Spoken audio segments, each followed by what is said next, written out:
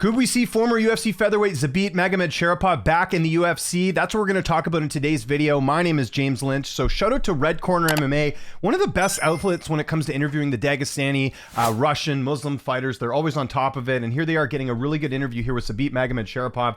We got subtitles here in the video so you guys can check out what he has to say here. And basically they say in the tweet, Zabit Magomedsharipov claims the UFC has put a lot on the table, trying hard to get him back. Do you still keep the hope alive? We're going to watch what Zabit has to say here, and then we'll talk about him as a whole here in a second. Забита, вот ты сказал, пока тренируюсь для себя. Вот ровно год назад ты сказал, что руководство UFC... I guess if you guys speak Russian, you'll understand all this, but the rest of us can read the subtitles. Были ли еще от них какие-то попытки? Ну, часто бывает. Уже, как я сказал, уже они раза 4-5 выходили, нас хотели встречу, приглашали в Америку, но у меня не получилось поехать. Просто я знаю, что я ничего им обещать не смогу, из-за этого не видел смысла к ним ехать, встречаться просто. А вообще, вот если не секрет, часто думаешь о том, чтобы вернуться в бои? Что я думаю часто? Ну, бывает иногда, когда желание... You can see his face light up here when they ask him about coming back. Желание есть тренироваться, тренируюсь, помогаю своим братьям, все.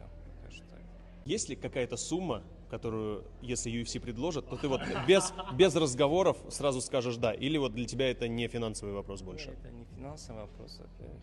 Они обещали много чего и хотели, но я думаю, не в этом дело. Просто я решил просто для себя, кому что-то доказывать не хочу, из-за этого возвращаться, готовиться, обратно к этому возвращаться, мое желание, это не в деньгах дело. Хоть сколько бы они ни предложили, я думаю, я не вернусь уже.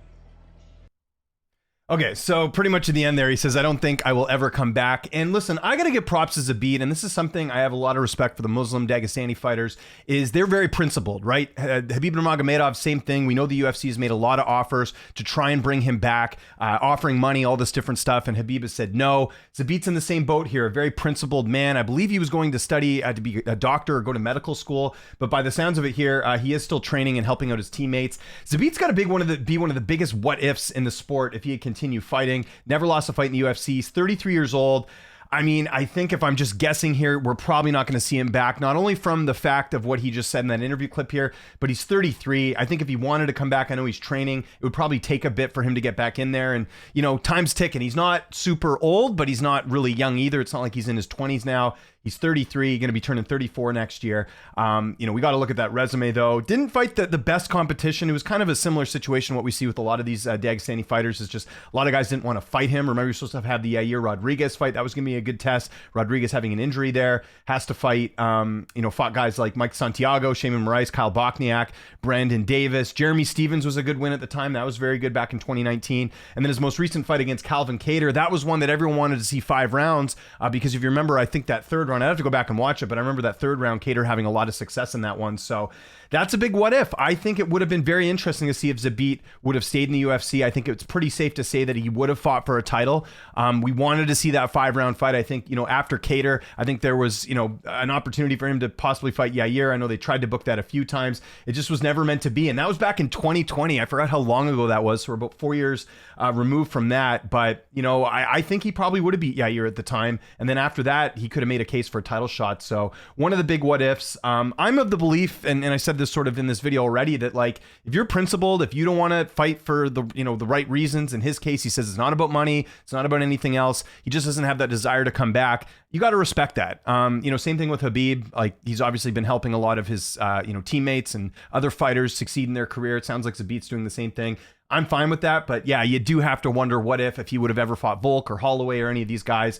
Again, Zabit, quite the talent here. 18-1 record. I think his only loss, if I'm not mistaken, was a submission loss. I mean, ages ago, back in 2013. It's like one of those like blemishes on the resume, like, you know, when Stipe lost to Stefan Struve, same sort of thing. So, yeah, a little bit disappointing we won't see him back, but again, I think we got to respect his decision to prioritize other things in his life. And again, if he's getting to, I mean, listen, what's going to pay better, being a doctor or fighting? It's going to be being a doctor. So maybe that was part of it too.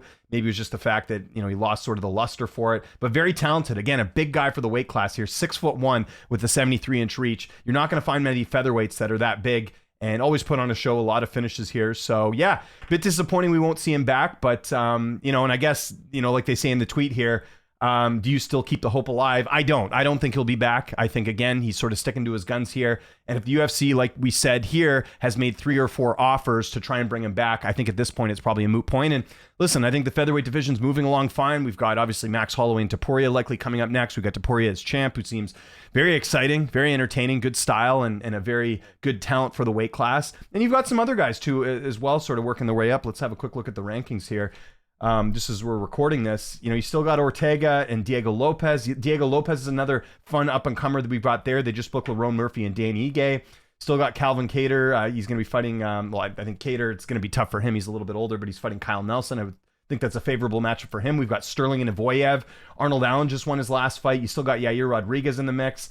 Volkanovski, we still don't know what's going on with him next. So I think featherweight's doing just fine, but, again, you put Zabit in this equation here. I just, it's definitely one of the, if we had to make like a top 10 what if list, Zabit's got to be on that list, because I think there's potential for him to be a champion. I'm someone who doesn't throw out the future champion thing very often, but I think Zabit was one of those guys. You could see the talent there. Again, really good build for the weight class. Fast fighter, exceptional fighter. I think there was a lot of reasons to think that he could have potentially held the UFC gold, or at least at the very least fought for a title. You sort of saw that in his skill set, but there was some questions about the cardio, because again, that Calvin Kattar fight did slow down a bit. I think we would have seen a 5-round fight with Yair. Does it even go 5 rounds if he fights Yair? Maybe he finishes Yair before that. We'll see. But yeah, big what if there. A little bit disappointing. We're not going to see Zabit back in there anytime soon. But hey, good to see him doing some media here. Again, shout out to Red Corner MMA. You can watch the full interview. Actually, no, sorry. These guys didn't get the interview. My bad. Completely got this wrong. It was Wonders. Looks like it's Sport 24RU, but Red Corner MMA getting the interview as well. So I'm mistaken. But they do get a lot of these Dagestani and Muslim and Russian fighters. So I kind of figured they did do it. But again, go check out Wonders 4341 for the full interview. You guys can check out everything there. But that's pretty much a good chunk of it there, is that Zabit saying, look, it's not about money. It's not about fame. It's not about all this different stuff. I'm a principled guy. I'm going to stay doing what I'm doing. And, the UFC has reached out a bunch of times. But, and again, got to give the UFC credit here as well for trying to bring back guys that the fans want to see. I mean, that is a name that always comes up as Zabit. People want to see him come back and fight.